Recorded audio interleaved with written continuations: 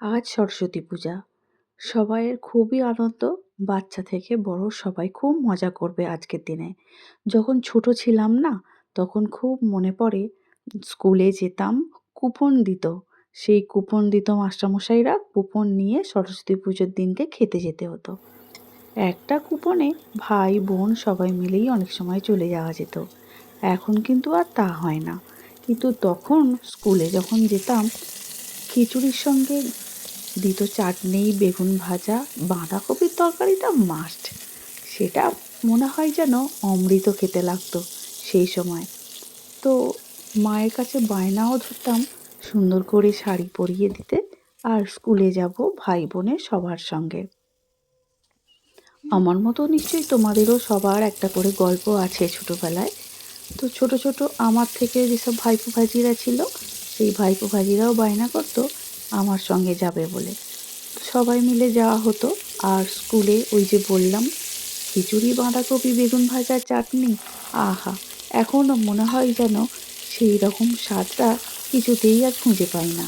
কিন্তু তবুও প্রত্যেক বছরই সরস্বতী পুজোর দিনে আসলেই মনে হয় ওই রেসিপিগুলো আবার নিজে হাতে বানাবো, বাড়ির সবার সঙ্গে আনন্দ করে খাওয়া হবে।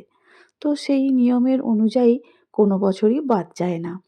এবছরও তাই ভাবলাম, কেন আমি খিচুড়ি বানাবো না? কেনই বা বেগুন ভাজা, চাটনি আর হবে না বাঁধাকপির তরকারি? তো সেই রকমই বানাতে শুরু করলাম।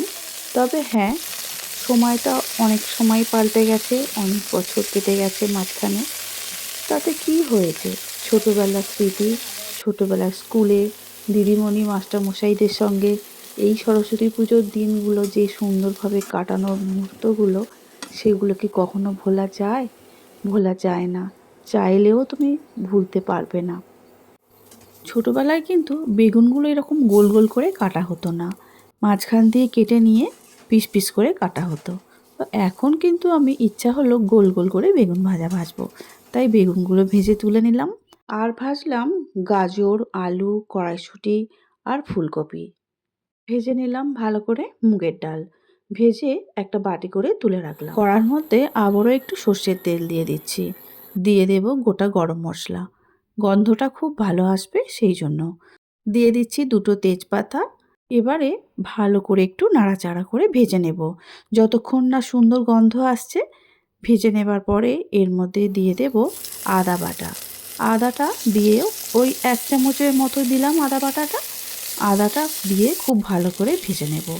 তারপর কেটে রাখা টমেটো একসঙ্গেই দিয়ে দেব, কারণ টমেটোও ভালো করে ভাজতে হবে আর আদাটাকেও ভালো করে ভাজতে হবে যতক্ষণ না কাঁচা গন্ধটা চলে যাচ্ছে।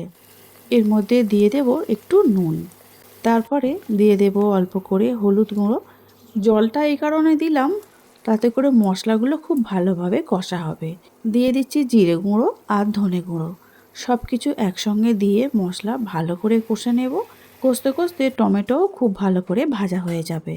আর যখনই ভেজে তেলটা ছেড়ে ছেড়ে বেরিয়ে আসবে, সেই সময় দিয়ে দেব যেসব সবজিগুলো আগে থেকে ভেজে রেখেছিলাম, যেমন গাজর, আলু, সমস্তগুলোই দিয়ে দেব। দিয়ে সবজির সঙ্গে আর মশলা একসঙ্গে নাড়াচাড়া করে মিনিট 2-এর মতো ভেজে নেব। তারপরে ভেজে রাখা মুগের ডাল সেটাও দিয়ে আবারও 1 মিনিটের মতো একটু নাড়াচাড়া করে নেব। এইভাবে ভেজে নিলে সবজিগুলো তাহলে খেতে খুবই ভালো লাগে খিচুড়িটা। এরপরে নাড়াচাড়া করে খুব ভালো করে মিশিয়ে নিয়েছি। দিয়ে দেব পরিমাণ মতো গরম জল। গরম জল দিলে সবজির সঙ্গে খিচুড়ির টেস্ট ভালো হয়। যেমন যে কোনো তরকারিতেই যদি গরম জল দিয়ে তরকারিগুলো রান্না করা যায়, তাহলে কিন্তু স্বাদ অনেকটাই বেড়ে যায়। এবারে আমি এই সবজিগুলো আর ডালটা ভালো করে সিদ্ধ করে নেব। 4-5 মিনিট খুব ভালো করে ফুটিয়ে নিয়েছি, গ্যাসের জোরটা মিডিয়াম করে রেখে। আর এখন দেখেই বুঝতে পারা যাচ্ছে মোটামুটি ভালোই সিদ্ধ হয়ে এসেছে সবই। দিয়ে দিলাম ঝাল অনুযায়ী কয়েকটা কাঁচা লঙ্কা, ওই 4-5টার মতো কাঁচা লঙ্কা দিয়ে দিলাম। তারপরে যে চাল আমি কিন্তু আগে থেকে ধুয়ে রেখেছিলাম, এই চালটা আছে কিন্তু গোবিন্দভোগ চাল। সেই জন্য সবজিগুলো ভালো করে আগে সিদ্ধ করে নিলাম, কারণ গাজর আর আলু সিদ্ধ হতে একটু দেরি হয়। আর এই চালটা খুব একটা সিদ্ধ হতে দেরি হয় না, তোমরা সবাই জানো। মিনিট 4-5 খুব ভালো করে নাড়াচাড়া করে নিয়েছি। আর চালও ভালো করে সিদ্ধ প্রায় হয়েই এসেছে। পরিমাণ মতো নুন দিয়ে এখন ফুলকপি ভাজাগুলো দিয়ে দিচ্ছি, কারণ গোবিন্দভোগ চাল হতে বেশিক্ষণ সময় লাগে না সিদ্ধ। আর এখনও যদি না ফুলকপিগুলো তুলি তাহলে ফুলকপিগুলোই কাঁচা থেকে যাবে।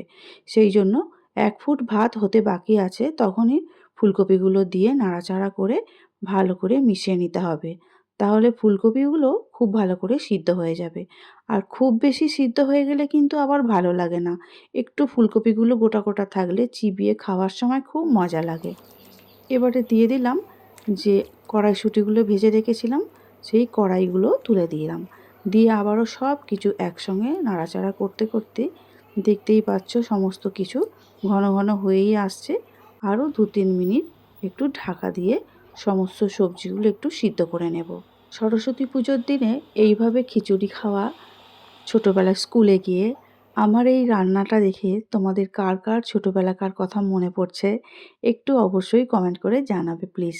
তাহলে আমারও ভালো লাগবে যে আমার রান্না দেখে তোমাদেরও আমার মতো ছোটোবেলার কথা মনে পড়েছে বা ছোটোবেলায় ফিরে গেছো।